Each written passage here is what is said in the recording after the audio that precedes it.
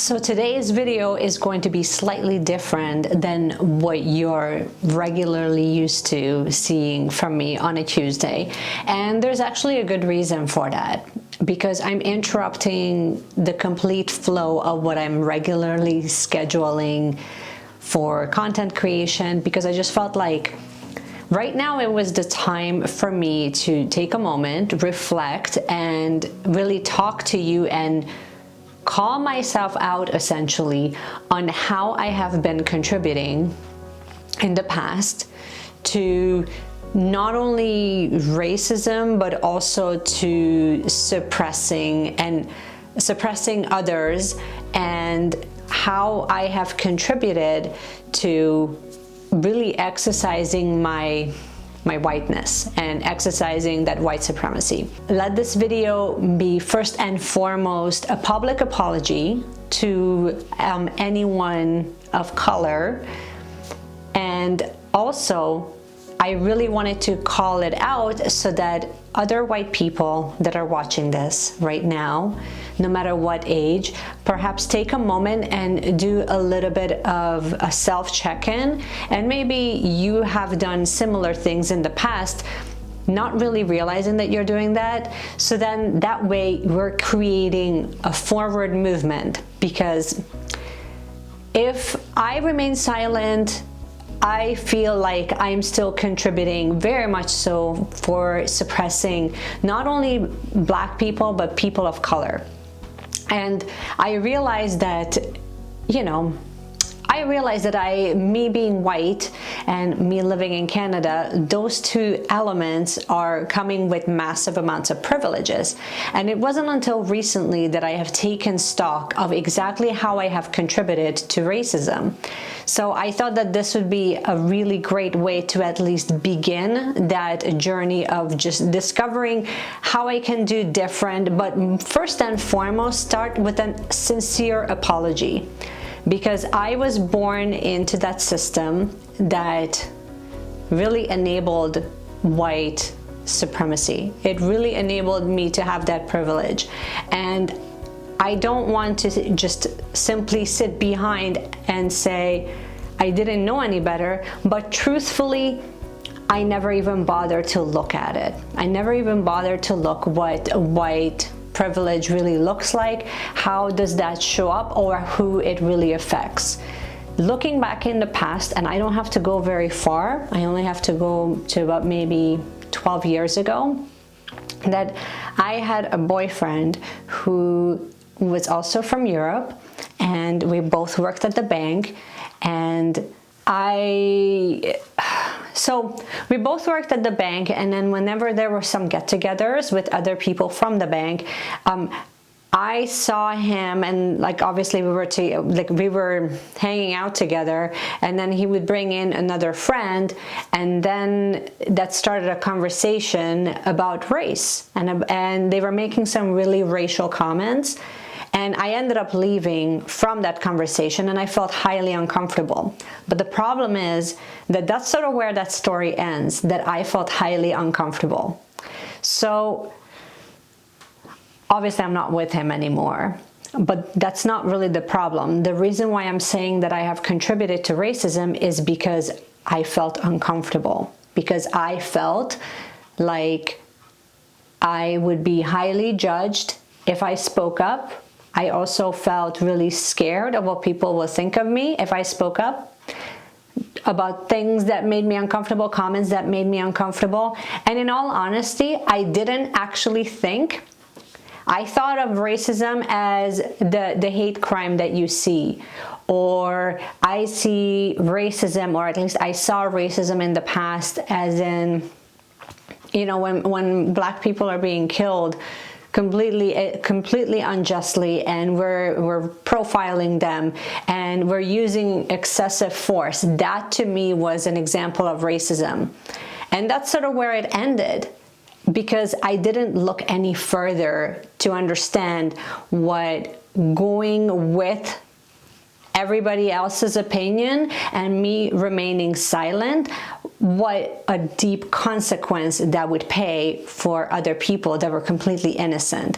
So now fast forward 12 years, and so I had some conversations with family members, and I really realized that this conversation that is going on right now, it's not just about race. Yes, it is about racism, but it's more like, if I'm going one layer deeper than that, it's actually about division.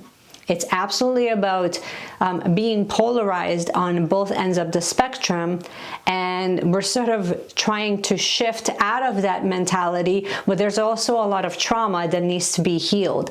And I think that one of the most healthiest steps that we can all take is take stock of our past and our current choices, of how it contributes to that polarity. Because on the spiritual side of things, I can be that person that really promotes a healthy lifestyle and really promotes, a healthy spiritual connection, and I can be love and light, but I'm going to go very quickly into spiritual bypassing if I'm not acknowledging how my choices of not acknowledging the pain and the suffering and the struggles that my choices and my privilege is causing others. Whether it's unknowing or known, it doesn't matter. But if that's what one equals the other, then I'm kind of like, no, this is where this needs to stop. And if that means that I make videos for you guys that is highly uncomfortable, then that's what we need to do, because this movement is much, much, much bigger than just me or my channel or my business or my clinic or my profession or my comfort level. This needs to be much bigger than that.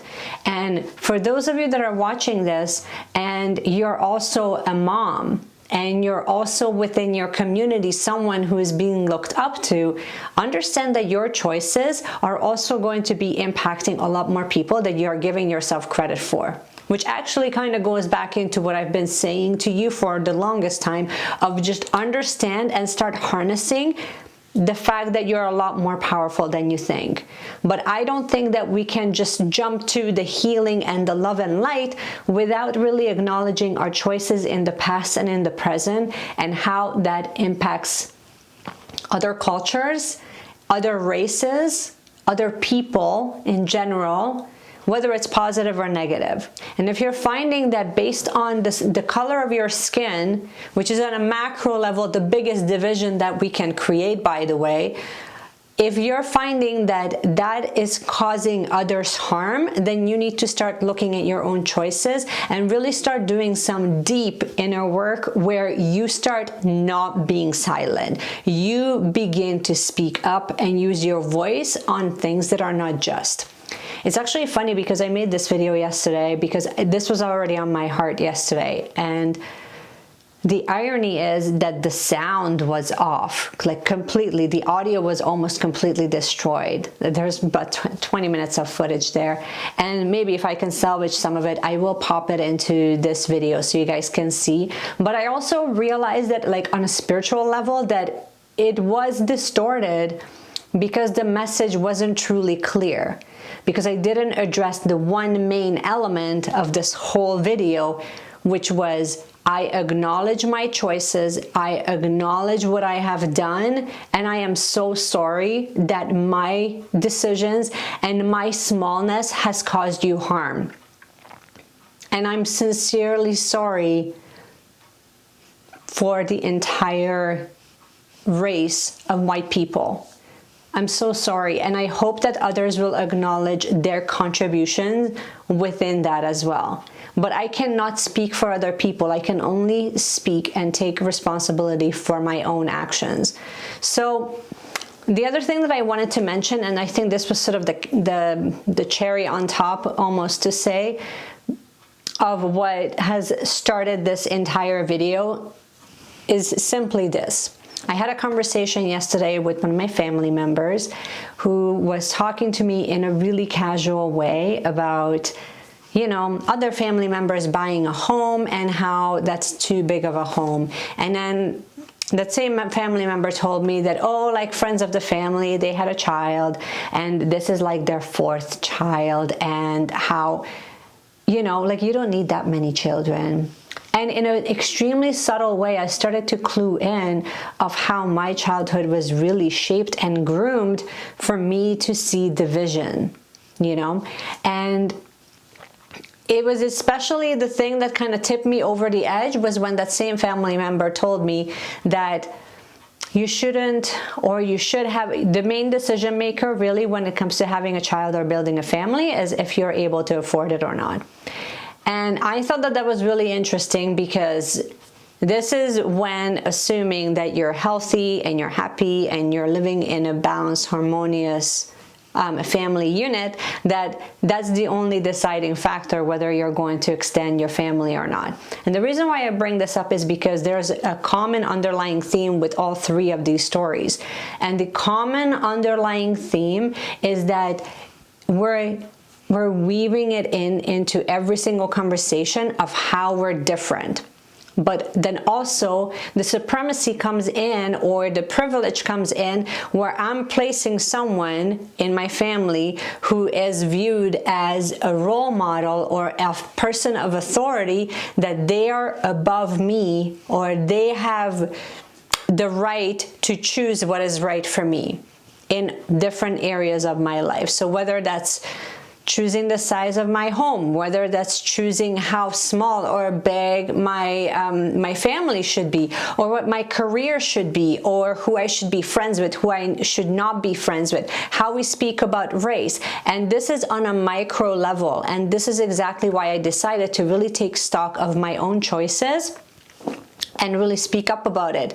Because now as a mom, I have the opportunity and the obligation for me to speak about race and to teach my children from a completely different point of view, especially as we're going through this time. So I felt that instead of making a video all about me and my smallness, I wanted to make this video to not only see you and acknowledge you, but then also to take ownership of my choices and also to call it out when this is happening. So it's a couple of things that need to happen, I think, and I'm going to address it at the end of the video. But here's what I have gotten out of that conversation, and then here's what I did afterwards. I've gotten out of that conversation the simple fact that for the first time I saw it clear as day of how my childhood was really micromanaged in a way that I will only see division. I will have a really hard time seeing oneness and one consciousness, which for the longest time it was actually really blocking my view of being able to understand. For me to see one consciousness, for me to understand what we actually mean by we are all one. We are all one, but really we're all individuals. But we are all one when we start to break down the walls of what separated us. When we start like diminishing essentially that division, that's when you can tap into one consciousness. Until then, you will always going to be polarized one way or the other, and you're going to be swinging back and forth on that pendulum of you're either love and light or you're completely hating people. The only thing that we can really do, one of the things that we can do that will move us towards healing really is to acknowledge and forgive our contribution towards the suppression that has been taking place for a really long time. Understand that what you were born into, you didn't cause it, but you contributed to it. And maybe you did or you didn't know how you contributed to it. But right now that you do know, right now I need you to go and look at it with a really hard set of eyes and really examine your choices and how they affect other people and other races. And maybe you're not, maybe you are all for, you know, for Black people and you are supporting, and that's fantastic. But the moment that you start becoming silent when you see injustice, then you're still contributing to the violence that is taking place right now in a direct/indirect way. That's when this becomes really hard, when we're too fearful to speak up about anything that we see that is being done that's unjust, just because it doesn't fit your little criteria of what should be done or how it should be. You know what I mean? The moment that it becomes uncomfortable, don't go back and hide. And I see that not just with race, by the way. So this is exactly why I started this with saying that it's division. It's not just with race. With race, with racism, you see it on a macro level, you see it globally, but really on a micro level, you see that between professions, you see that between sex, you also see that between levels of, with different positions in jobs. You see that level of division even within the same profession, which I see that all the time. And I personally don't understand it, because we all learn the same thing. We all learn the same principles, and yet we're spending so much of our time on creating division rather than seeing how we are all the same. Because you have the choice of focusing on one or the other. It's up to you which one you're going to focus on, because guess what's going to happen at that point? It's going to start expanding. So if you're focusing on how much you are divided, then it's going to continue on creating and spreading more division. But if you're focusing on how much we are all alike, then you're going to start finding many, many, many examples of how we are one. And we can't get there until we acknowledge where we're screwing up in the first place. That's keep contributing to the same problem that we're dealing with today. So my invitation to all of you white people, every single one of you that are watching this right now, is to take a moment to reflect back on your past on two things. One, how have you contributed? How has your choices or your privilege has contributed to suppressing other cultures and other people of color? It doesn't have to be Black people. I need you to take a look at all the races that your position currently and your choices and your privilege is contributing to the suppression of others. Because if one equals the other, then that's not a good balance. And number two, once you've done that, then number two is to take a look at how you can actually contribute to the change that we're moving toward. The change has already taken place, but it's up to you how you're choosing to move forward and how you're choosing to contribute to injustice. Are you going to stand up and use your voice? Because when you're seeing these subtleties of someone placing themselves on a higher pedestal just based on old conditioning, and you're never calling it out, they will never know that how they're speaking about other races, about other cultures is ignorant, and it's also very harmful. And while I acknowledge that maybe the intent is not to be ignorant and maybe the intent is not to do harm, that might be true, but just understand that your words have a certain level of energetic resonance. So you want to be really careful with how you use your voice. Not only to, and not in a sense that you should be fearful of what you say, but you should just understand that your voice and your thoughts have an energetic signature, and that has power. And whether you're thinking of hate or whether you're thinking of love and unity, those two things have a completely different energetic signature. So it's time, you guys, to start using that energetic signature for good, for actually getting to unity consciousness. Don't just throw positive affirmations on someone and say, well, we're all one anyway, so a new world is coming and 5D consciousness all the way. For us to get to 5D consciousness, you need to be okay being in the density and the heaviness of the 3D, you guys. And not only that, but you need to take action toward actually creating change after you have acknowledged how your choices up to this point have contributed to the suppression of others. So it's not just viewing how your choices have contributed to suppression, but then also how you will do different, right? And how you will stop injustice, not just watch it, actually stop injustice when it's taking place. Because when I reflected on my actions, the way that I saw it is I was that person filming George Floyd dying, and I did nothing because it was just too uncomfortable. I didn't spoke up in the different, wellness and health community groups because it felt too uncomfortable, because then I'm going to be crucified and I'm going to be judged and people will have a different point of view. And in all fairness, I realized that we have to speak up and we have to not be so damn afraid of how people will judge us, because the thing is that the ones that judge you, the ones that get triggered, if your white friends get triggered, the only thing that you can do that is actually productive and not reactive is to basically see them for the pain and trauma that they are dealing with, right? See them for the pain and trauma that they are dealing with, because the reason why that shit triggers them is because there's something unhealed in there.